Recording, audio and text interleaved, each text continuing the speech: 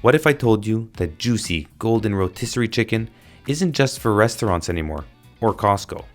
Today, we're diving into the all-new Roto-Q 360. We'll unbox it, compare it to the original, and then put it to work with a whole rotisserie chicken. So, stick around and let's see what this upgrade can really do.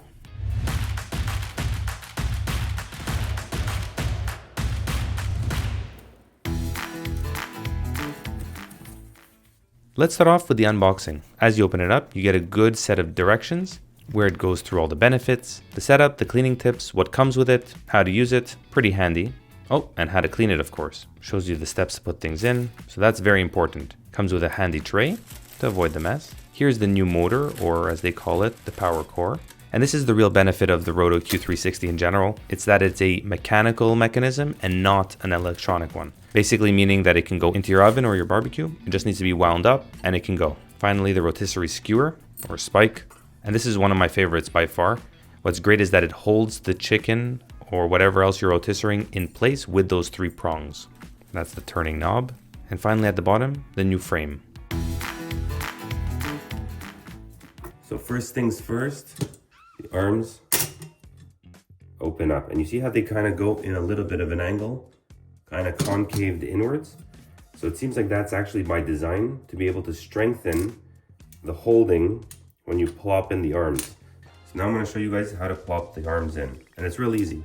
You push it back a little bit, put the arm or the leg into place, and push it to the side. Again, same thing. Here, I'll show you close up. Push it back, push it in, and a little bit to the side. And there you go. Okay. Holds right into place. Now let's do the other arm, or the other legs, same story. You push it back a little bit, push it in, and it should plop in right in. Now, you can see, completely sturdy.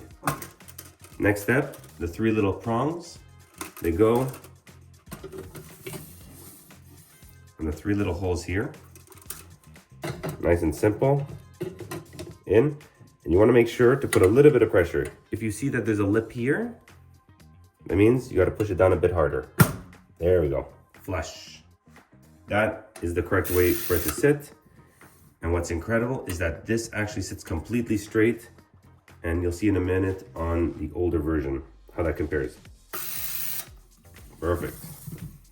Now let's look at the original.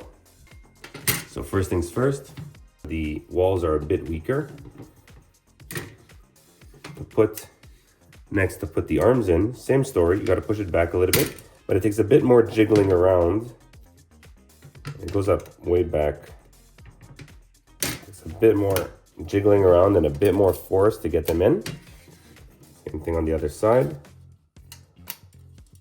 All right, now you can actually see that this one is not concave, but the walls are leaning out a bit. Now let's put on the power core. Same story. That one fits right in, no need to push it on. And you can see, flush. So, let's compare them side by side. On the right, you have the original, and on the left, you have the new model. Right off the bat, you can see there's a slight height difference from here to here, a little less than a finger, which makes it version 2 a bit more compact. And actually, this smaller design allows it to fit better into units like the Weber kettle or what have you. And you can see the edges here, sharper round, a more soft round. Now where the power core sits, same story. They're both flush, but here you can see that it's sitting just slightly above. Slightly, compared to there. And that allows also for a basically stronger core. Now look, see that? It holds at a perfect 90 degree, even if I were to play with it a bit, versus the original, even without touching it, you can see that it's slightly leaning to the left. Next step, crank up the power core. And one of the things that Roto-Q let me know is that they managed to make the motor a quieter run. So let's test that out now. Here's the original. And here's the new one. So there is quite a bit of a difference. So far, both points that they told me, I've noticed right off the bat. Stronger and sturdier frame, and a quieter running power core. Next, let's add on an attachment. On the original, this is the wing basket. I'm adding it into the original, and you can see that fits right in without any problem. Next, on the new one, also fits right in, but you'll notice at the edge, you actually have to create a little bit of tension for the cooking accessory to actually sit properly. Now this is a nice upgrade. By creating tension, it actually forces the frame to hold the accessory much better than in the original. Pops up a little bit more, so it's a bit more discreet unit, and it seems like you have a bit more clearance underneath to get some more veggies or what have you. Then we got the accessory, and with the 3-prong rotisserie skewer, you'll be able to see that a bit better. As I put it in the new one, it creates a bit of tension, which squeezes on the skewer, pushing it into the power core and allowing for a much more stable experience. Hats off to the team. Small detail, definitely a bonus. Okay, versus on the older model, you see the weight of the unit actually tilts it a little bit back on the old model. On the new model, completely 90 degrees, which is incredible. And when you have a bigger piece of meat, now look what's gonna happen. I put this in. This one actually is the opposite. Here you can see on the original, you actually have to create tension the opposite way, where you're pushing the frame inwards, which can cause it to lose balance if there's a slightly heavier load. All right, now to undo, very simple. The original, take the power core off. The new power core comes right off. Undoing it, nice and simple. Push to the side, pull it down. Same here. Down and down. And it comes right down. It's actually quite sturdy compared to the original too. Same thing here. 1, 2, pull it out, and ready for storage. Final comparison point is the frame walls themselves. It actually feels a bit sturdier compared to the original. So far, I'm impressed. But let's put it to the test with a couple of cooks. I'm going to be using my Yoder Smokers YS640S, and I'm going to be using one of my favorite pellets from Bear Mountain, the Sweet Barbecue. First step, turn it on. We're going to be setting it to 375. Check the hopper, see it's running low, so we load it up. Now I have a special deal for you guys, 20% for you guys, code in the description section. Now, let's get to cooking. First step is whole rotisserie chicken. All right, let's spice it up.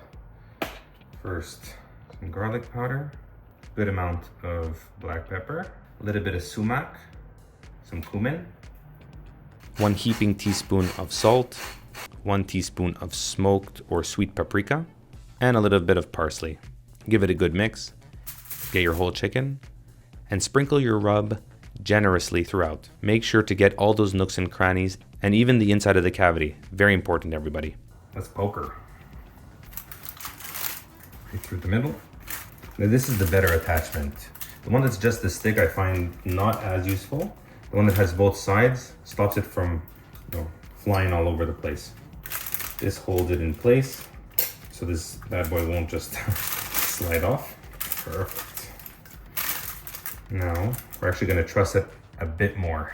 Let me go get my trussing wire. Next, get your wireless thermometer in. I'm using my RFX wireless ThermoWorks thermometer. This is by far my favorite wireless thermometer to use. Because you're using a rotisserie, you can't put a wired one. Otherwise, it's just going to spin and might get tangled in the unit itself. So the wireless definitely comes in handy. All right, new gloves, trussing wire. Now, while the chicken came half trussed, I'm going to truss the rest of it. Whole point is just so that the wings and the legs don't fly around. And then we get our unit. Put the base, crank the power core up, set up the frame, get it on the frame, get the whole chicken on the skewers in place with the tray underneath, test it out, and it's time to cook.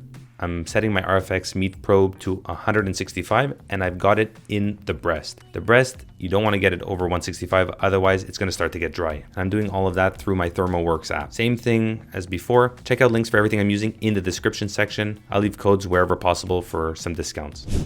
The grill is up to temp. I got out all the racks. We get it into the smoker. Over by the handles. Get it right on. You can get a nice amount of smoke. Actually, we're gonna put it like this, because the heat comes up and radiates around. Also, I want to have easy access to this. Pull. Close. And we'll see you soon. All right, it's actually been about an hour. We're just gonna take a look. It seems like it is stopped, so we're gonna go ahead and check that. I'm just gonna check also the temp probe. Thermopen is reading 145. We're gonna go ahead and crank it a bit more.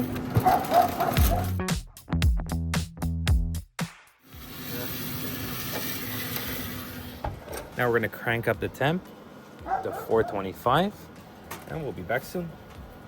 If you're liking this video so far, give it a big thumbs up. A little under 2 hours and we are done. Look at that incredible color. That's what I love about smoking and rotisserie. Guys, the smell is unreal. It smells so good. Okay, I'm gonna take it out, let it rest. Here, just get a quick little look at it. As it rests, the juices get a beautiful distribution through, which when you're using rotisserie is actually a given, because as it spins, those juices get an even distribution throughout the meat. And because this is gonna be our dinner, my wife will kill me if I eat some of it early, but maybe I'll taste the neck. Oh,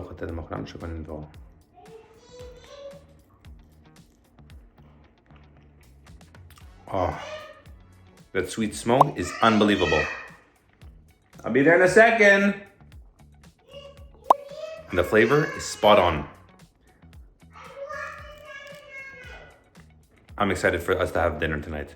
Once it's cooled down, get it out, get it off the skewer, cut off the trussing string, and then carve it up. The only thing left to do is eat and enjoy. The final point is, how do you clean it? Honestly, it's extremely simple. You get a sponge, you try to get off with some hot water as much of the big bits as you can, then you toss it into the dishwasher, make sure that it has enough of space, press start, and when it's done, it's gonna look as clean as brand new. Ready for the next chicken wing batch. So, final thoughts on the new Roto-Q 360? I'm a fan. I love the slightly smaller profile, definitely helps not only in storage, but in cooking itself. The power core being a little bit quieter is a nice addition. And to have that frame sturdied up is my favorite feature so far. Easy to assemble, holds everything very, very well. Easy to set up, easy to take out, easy to clean, and honestly, it's a dream to use. Now, the best thing about rotisserie is that as it spins, those juices and that fat that's being rendered out doesn't leave the meat.